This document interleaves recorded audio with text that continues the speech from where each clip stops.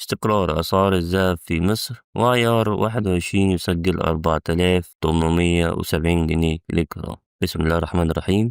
أهلا بيكم، يلا بينا نعرف مع بعض أسعار الذهب في مصر، وكمان نتابع إيه اللي بيأثر على حركة الذهب الفترة دي. تفاصيل الأسعار كالآتي: عيار 24 سجل 5566 جنيه للجرام. عيار 21 سجل 4870 جنيه للجرام. عيار 18 سجل 4174 جنيه للجرام. عيار 14 سجل 3247 جنيه للجرام. الجنيه الذهب سجل 38960 جنيه. هنعلق بقى على أحداث السوق باختصار. الذهب مستقر في مصر النهاردة بسبب الإجازة الأسبوعية في سوق الصغر، والتداولات ضعيفة شوية، لكن عالميا عوامل كتيرة بتأثر عليه، زي ترقب بيانات الوظائف في أمريكا وضغط ترامب على الفيدرالي عشان يخفض الفايدة، وكمان التوترات بين روسيا وأوكرانيا. كل ده بيأثر أو بيخلي المستثمرين يستثمروا في الذهب كملاذ آمن.